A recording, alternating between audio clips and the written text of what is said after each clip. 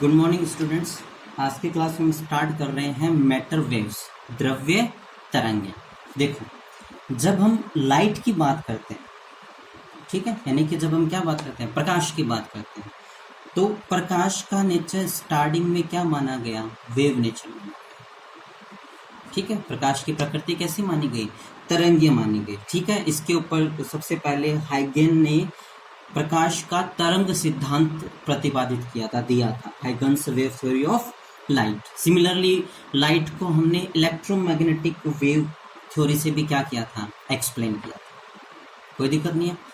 Light को wave theory मानते हुए हमने प्रकाशीय जो घटनाएं हैं, ठीक है, जैसे कि रिफ्लेक्शन है, रिफ्रैक्शन है, ठीक है, इंटरफेरेंस है, डिफ्रैक्शन है, पोलराइजेशन है, इन सबको हम लाइट की वेव थ्योरी मानते हुए एक्सप्लेन कर सकते थे। ठीक है, लेकिन जैसे कि मैं बात करूं प्रकाश विद्युत प्रभाव की, या फिर कॉम्पटन प्रभाव की, रमन प्रभाव की, इन सब इफेक्ट्स की जो एक्सप्लेनेशन है वो लाइट को वेव मानते हुए नहीं की जा सकी। ठीक है, इन सब का एक्सप्लेनेशन प्लांक की क्वांटम थ्योरी के बाद किया जा सका। ठीक है, प्लांक की क्वांटम थ्योरी क्या थी? E=h। ठीक है, तो फिर बाद में कई और सिद्धांत आए, सब कुछ हुआ और फाइनली ये डिसाइड किया गया कि हम लाइट को ड्यूल नेचर कहेंगे। ठीक है, यानी लाइट एज ए वेव भी क्या करती है? बिहेव करती है, एंड एज ए पार्टिकल या एज ए क्वांटा भी क्या करती है? बिहेव कर सकती है। आगे बात समझ में? तो ड्यूल थ्योरी में ये कहा गया कि प्रकाश की जितनी भी घटनाएं हैं उन सबको समझने के लिए प्रकाश की हमें दोनों प्रकार की प्रकृतियों को मानना पड़ेगा। लेकिन बोहर ने कहा कि दोनों प्रकृतियां जरूर आवश्यक है, लेकिन किसी भी एक प्रयोग को दोनों प्रकृतियों से समझाया नहीं जा सकता। कोई भी एक फिनोमेना को आप एक्सप्लेन कर रहे हो तो उस एक फिनोमेना को आप लाइट को वेव या क्वांटम मान के एक्सप्लेन नहीं कर सकते। ठीक है, तो ऑन कंक्लूजन आपको यहाँ पे सिर्फ ये ध्यान रखना है कि लाइट की जो है यहाँ पे दो नेचर हैं, एक है वेव और सेकंड क्या है? पार्टिकल। ठीक है, अब देखो ध्यान रखना है, जब आप वेव नेचर मानते हो लाइट को तो कोई दिक्कत नहीं है। ठीक है, एक एनर्जी का क्या हो रहा है? ट्रांसफर हो रहा है। लेकिन जब आप लाइट को पार्टिकल मानते हो तो वो पार्टिकल एक्चुअली एनर्जी पार्टिकल होगा, मैटर पार्टिकल नहीं होगा। ये जो पार्टिकल होगा इसका कोई मास कैलकुलेशन नहीं होगा। ठीक है, इस पार्टिकल को हम बेसिकली क्या कहेंगे? फोटोन कहेंगे, और रेस्ट पे इसका मास क्या होता है? जीरो होता है। यानी ये पार्टिकल है, लेकिन जो पार्टिकल हम बोलते हैं मैटर पार्टिकल की, उसमें कोई एटम होगा या एटम में इलेक्ट्रॉन्स होंगे, न्यूट्रॉन्स होंगे या प्रोटॉन्स होंगे, वो पार्टिकल नहीं होगा। ये कैसा पार्टिकल होगा? एनर्जी का पार्टिकल होगा, जिसको हम क्या कहते हैं? E=h। ठीक है, कोई दिक्कत नहीं है। फिर एक साइंटिस्ट आए, डी ब्रोगली। ठीक है, एक साइंटिस्ट कौन से आए? De Broglie. डी ब्रोगली ने कहा कि जिस प्रकार प्रकाश की द्वैत प्रकृति होती है, उसी प्रकार जो स्मॉल मैटर पार्टिकल होते हैं, small matter particle like electron या फिर प्रोटॉन, अल्फा पार्टिकल, ये जो स्मॉल पार्टिकल्स होते हैं जिनके क्या है? मास है, और हमें पता है इनको हम क्या मानेंगे? As a particle, mass particle. क्या ये हाई स्पीड में एज ए वेव कंसीडर हो सकते हैं? जब लाइट वेव है फिर भी एज ए पार्टिकल कंसीडर हो रही है, तो क्या जो स्मॉल पार्टिकल्स है वो भी एज ए वेव कंसीडर हो सकते हैं? तो डी ब्रोगली ने मैथमेटिकली प्रूफ करके बताया कि हाँ, ये जो पार्टिकल है वो एज ए वेव कंसीडर हो सकता है, लेकिन वो वेव ऐसी नहीं होगी। वो वेव कौन सी होगी? Matter wave.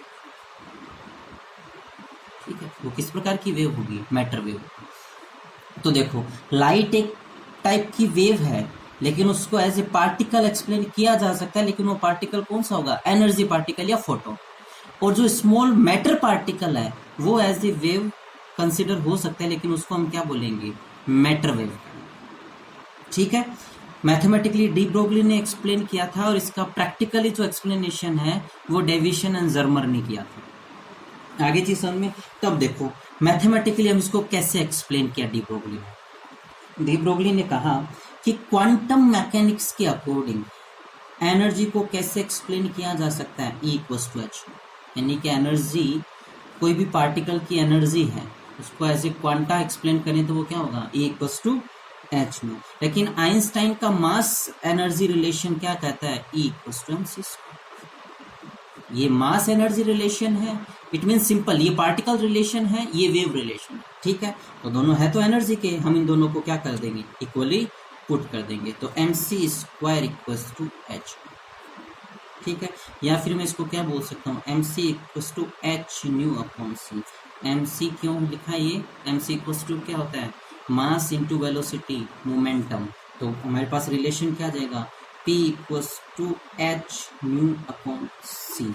या फिर मैं इसको h अपॉन लैम्डा भी लिख सकता हूँ, क्योंकि लैम्डा इक्वल्स टू क्या होता है, c अपॉन v।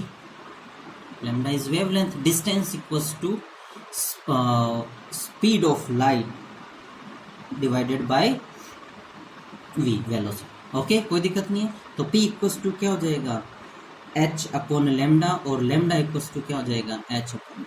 ये डी ब्रोगली ने क्या है, एक प्रकार से सिंपल रिलेशन दिया। ये रिलेशन क्या कहता है कि ये लैम्डा जो है, ये पैरामीटर किससे रिलेटेड है, तरंग दैर्ध्य या वेवलेंथ है, वो वेव से रिलेटेड है, और p किससे रिलेटेड है, संवेग से। यानी जिस पार्टिकल का संवेग पता हो तो आप इस फॉर्मूले वैल्यू पुट कर दो, उसकी वेवलेंथ कैलकुलेट की जा सकते हो। और आप वेवलेंथ कैलकुलेट कर रहे हो, इट मीन्स उसका नेचर कैसा है, वेव नेचर, कोई दिक्कत नहीं है। देखो, अब हम जो अलग अलग पार्टिकल्स होते हैं, जैसे कि इलेक्ट्रॉन है या प्रोटॉन है या अल्फा पार्टिकल है, इनको यदि आप v वोल्टेज अप्लाई करके एक्सिलरेटेड मोशन कराते हो, तो यदि वो एज ए वेव कंसिडर होते हैं, तो डी ब्रोगली ने उनकी वेवलेंथ को कैसे कैलकुलेट किया वो हम बात करें, ठीक है। तो देखो, सपोज हम किसी भी पार्टिकल जिसपे चार्ज क्या है, q है, कोई q चार्ज के पार्टिकल को वोल्टेज v दें, तो उसके पास पोटेंशियल एनर्जी क्या आ जाएगी, qv। सिंपल है, कोई दिक्कत नहीं है। और इस पोटेंशियल एनर्जी के कारण चार्ज पार्टिकल त्वरित गति करेगा, इट मींस काइनेटिक एनर्जी, और काइनेटिक एनर्जी क्या हो जाएगा, हाफ m0v²। m0 कहेंगे हम mass of that particle at rest, ठीक है। m0 इक्वल्स टू क्या कहेंगे, mass of that particle at rest, स्थिर अवस्था में उस कण का द्रव्यमान, स्थिर द्रव्यमान हम जिसको कहते हैं। तो फाइनली ये पोटेंशियल एनर्जी किस में कन्वर्ट हो जाएगी, काइनेटिक एनर्जी में। तो हम कह सकते हैं कि half m0v² is equals to क्या हो जाएगा, qv। m0v² equals to qv, कोई दिक्कत नहीं है। अब देखो, p इक्वल्स टू क्या होता है, m0v, ठीक है। p इक्वल्स टू क्या होता है, m0v। तो हम इसको क्या लिख सकते हैं, 2m0k और 2m0q। ये रिलेशन हमने actually momentum and kinetic energy में सिंपली ये रिलेशन हमने कई बार कैलकुलेट किया, ठीक है। तो सेम रिलेशन हमने यूज किया।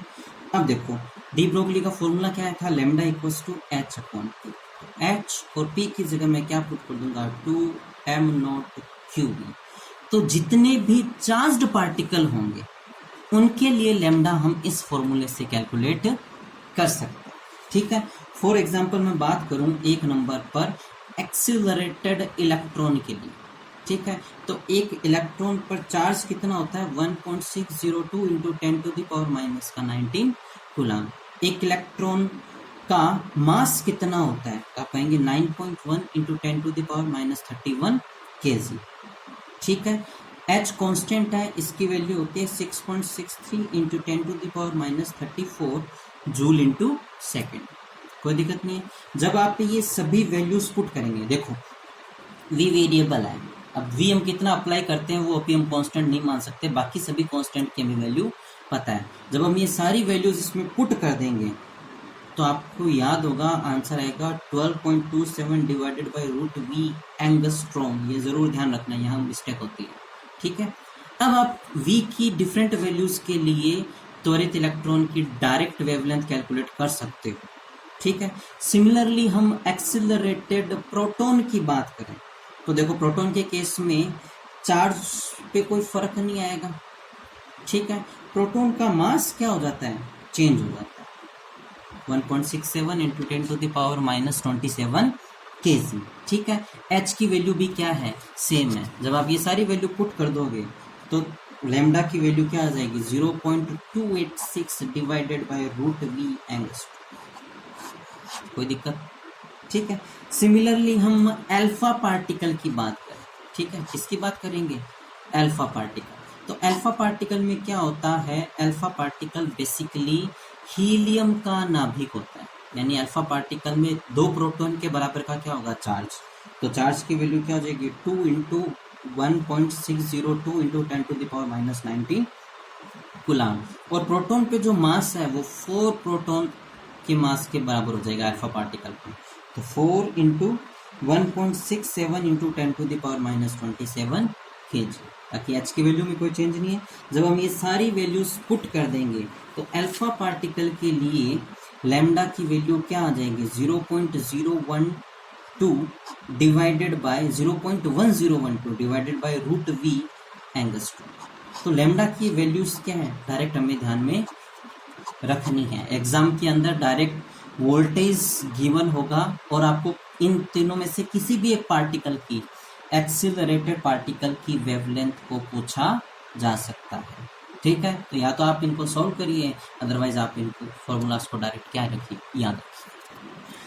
चलो, इसके बाद प्रैक्टिकली जो डी ब्रोगली ने कहा वो सही है कि नहीं, तो उसके लिए जो मैटर वेव है उनका प्रैक्टिकल एक्सप्लेनेशन किया गया, किसके द्वारा, डेविसन तथा जर्मर के द्वारा। ठीक है, तो उन्होंने देखो एक ये प्रैक्टिकल सेटअप किया। इस प्रैक्टिकल सेटअप के मेन 3 पार्ट थे। एक ये होती है इलेक्ट्रॉन गन।